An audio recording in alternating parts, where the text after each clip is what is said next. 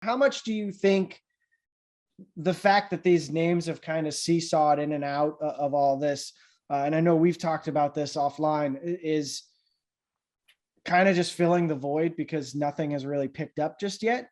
And how much of it is that these people might actually be interested? And second fold, just in your conversations with agents and basketball people, like, how would you describe the level of interest in the Louisville job as being what it can be versus I realize that it's kind of taken a reputational hit the last couple of years because of the headlines that have come up over the last 5 or 6 years?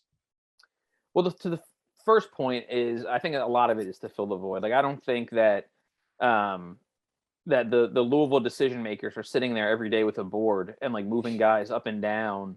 Like, yeah, I just don't think that's happening. Wouldn't it be great if it was, though? That'd be They had fun. each name, and they were just every day they walked in, you're like, you know what? He's my number 2 today. Like, I don't think that's happening at all. I do think, I mean, I think that, Josh is obviously, he's making calls, and that's, so let's go back and just kind of, the Kenny Payne stuff early, like that was never going to be the case. They were not going to, have a deal with him done within a week or whatever after Chris Mack got, parted ways, after they parted ways. That was never going to happen. And then I don't think that suddenly, Louisville was, oh, we're not hiring Kenny Payne, or, we are hiring. I don't think that kind of ever happened in the first like 2 weeks after, they needed a coach. I think that they've taken their time and they've sounded out a lot of people. I mean, and I think you have pretty similar information, within the past week or two, they've been making calls and sounding out more potential candidates. That's not saying that they're never going to, hire Kenny Payne, or they're not interested in Mick Cronin or anything like that. It's just they're doing their due diligence. And so I think that's a lot of it. They have, and they did get a head start on most of the competition. And, people could say, well, why do you want a head start if you're not going to take advantage of it? It doesn't. I mean, if you look at the other jobs that are going to open up, they're not competing against Georgia for candidates. They're not going to compete against Missouri for candidates for the most part. I mean, it's just, Maryland maybe, but Maryland also had a head start, and they had an earlier head start than Louisville. And it seems like they have a pretty different list of candidates from what we're hearing. Louisville is a better job than all of those. And that goes to your second point. It's not the borderline blue blood that it was maybe 5 years ago. It can be. I just don't think right now it is. The perception is not that for coaches. Yeah. You don't know who your AD is going to be. You don't know who your president's going to be. You don't know what's going to happen with the NCAA.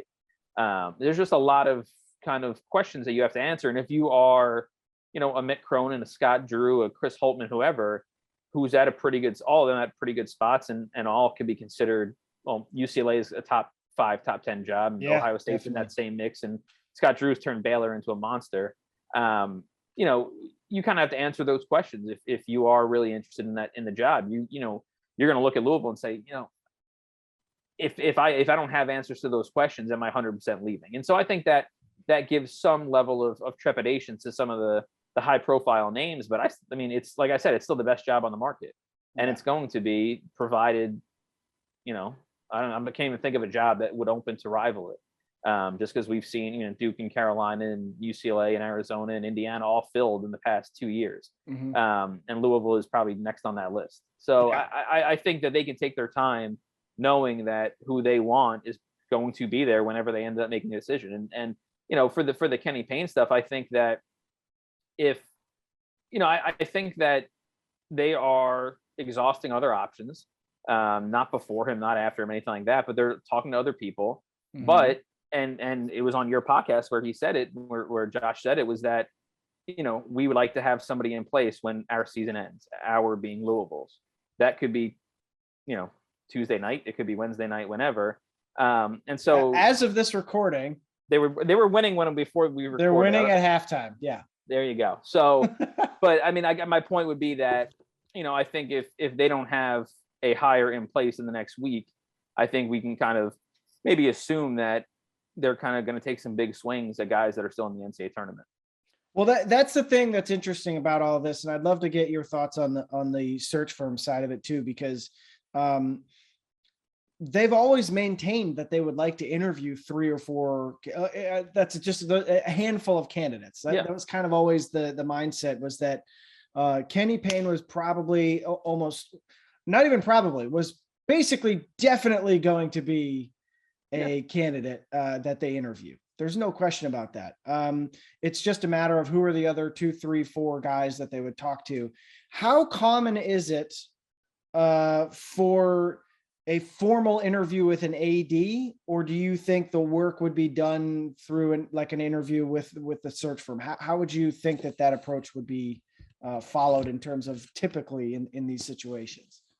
I mean, typically they're going to sound out a lot of people, maybe have Zoom interviews. I mean, you can look at, I believe, Illinois State. Obviously, it's not Louisville, but I think they had Zooms with 10 or 12 guys, and then they didn't end up narrowing it down from there. But a lot of places will start with, we're going to kind of cast a wide net. We'll talk to a lot of people, a lot of agents, gauge interest, things like that.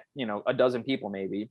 Then they'll narrow it down. Second interview, 5, 6 guys, and then sometimes they'll go out and they'll meet in person, the AD or search firm. The AD sits on a lot of the search firm interviews usually. And again, it also depends on how hands-on the search firm is. I mean, some places hire search firms just to do background, just as kind of a buffer to make sure everything is fine with the guy they want. I think that's how Louisville is. I think that's what Louisville's approach is.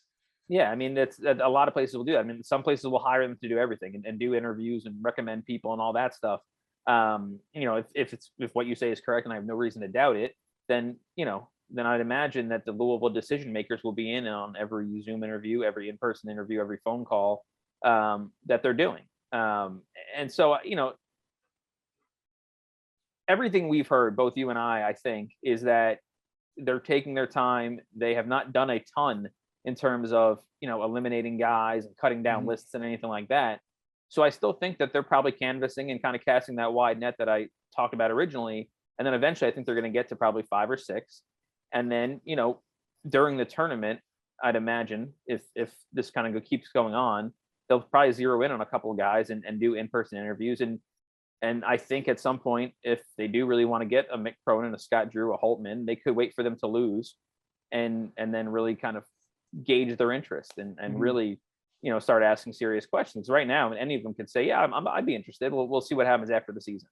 But at some point, Louisville is going to need a real answer.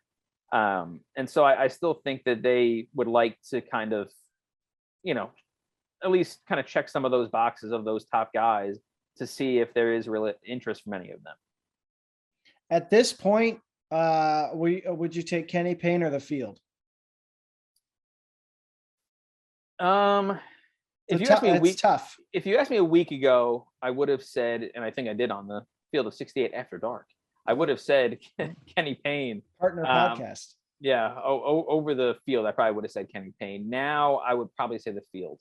It just seems that there's kind of new names being whispered about for the job, and a little bit of discussion of other guys, and not that they're moving away from Kenny Payne, but part of the reason I kept thinking Kenny Payne is I didn't really hear any other legitimate names.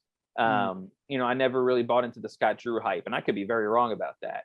And the Mick Cronin stuff, he's got a big buyout and he's at UCLA and they might win 4 games in the tournament. Like, he might not be able to decide for a month. And so not hearing other legitimate names kind of made me think, all right, well, maybe Kenny Payne really is the guy.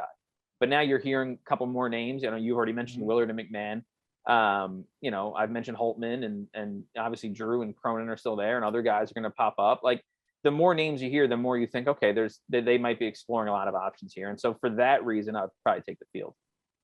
Do you think that there's... What about you? What are you taking? Oh, you really didn't want me to turn the question. Yeah. Oh, how the turns have tabled. I put it in my newsletter that I would still bet on Payne, but it's kind of like early in a primary season where a guy's polling at like 25%. Well, I was gonna say, if you told me to take Payne or any other candidate, I would take Payne. Yeah, head to head, but Kenny Payne or the field, I'm probably taking the field. Kenny Payne or the field, it's probably like 70-30 field, or like 75-25 field.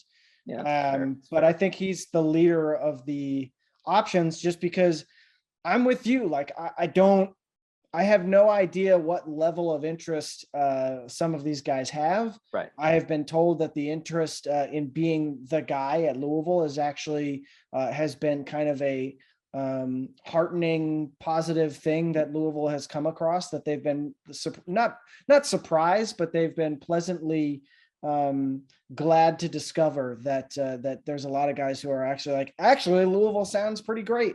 And to your point earlier, Jeff, that I think is really important with this job is it very much feels like the dawn is right around the corner. Like they're going to have an IRP decision by the end of the fall, you would think, before the end of the year, you would think, unless it takes more than it took for the NC State whole situation. And that's even figuring conservatively for how long that would take. But you get a new coach in, you should have a new AD. They're whenever that, I don't know when that decision is going to be made, but you got to figure that a president and an AD will be in place at least by the end of the calendar year at U of L or close. And then you throw in the decision on the IRP, which I have been adamant the last couple months now with the way the NCAA Constitution language has changed, and they're discouraging both divisions and conferences from implementing postseason bans because of it unfairly punishing students who are currently on the team and not involved in whatever was going on. I increasingly think that they might get hit with some scholarship stuff and a big financial hit and a bunch of other stuff, but not the postseason ban. And then next thing you know, Louisville has an opportunity to take advantage of the resources, of the name of on the front of their jerseys, of the league they're in, and start to get some momentum. So, and you and we go back to what we opened the whole podcast with, was ACC talk. Yeah. And how it's kind of been down, like, why can't Louisville be a top 3 team for the next however many years after all the dust kind of settles? Why isn't it top 10 job again? Not to think. Top 3 in the league. I mean, exactly. There's no reason not to think they can get back to where they were, before the last few years. Yeah. So we'll see. All right. Well, last thing then, real quick, just give me a yes or no. We've mentioned a bunch of names. Do you think a name that we have not talked about will pop up that maybe has not been on lists anywhere? Do you think there will be pop up as the guy, or pop up as like a legit candidate? I'll say legit candidate. Do you think that there will be another name that surprises all of us? I do. Okay. I do. Yeah. I mean, is that an educated guess that you need to now text me, or is that no? I don't think so. I just think that, some of the names that we've thrown around, especially, some of the Willard and the McMahon and even, some of the Holtman whispers, I don't know where they've come from. So it's like, that's fair. How legitimate are they? And why can't another name pop up tomorrow and be kind of right there with them? And so for that, I that's why I think, there's probably a couple of turns still left in this search, I think. Ooh, that's my language, baby. You got excited. I love a coaching carousel. Louisville head coach Jeff Borzello. Got it. All right. Yeah. That's very exciting. Well, Jeff, I'll be the recruiting coordinator. Boom. There you go. I like that. A recruiting coordinator and a data analyst walk into a Drake's on the Thursday of the NCAA tournament. There you go. You never know how that whole thing would shake out. Well, thank you for your time, my friend, and I appreciate it. And I know people will be intrigued to listen to your thoughts on the job, and hopefully we can do this again. I don't know, like 6 months or something like that. We can do this again in 6 months. I'll put it in my calendar. All right. Thank you.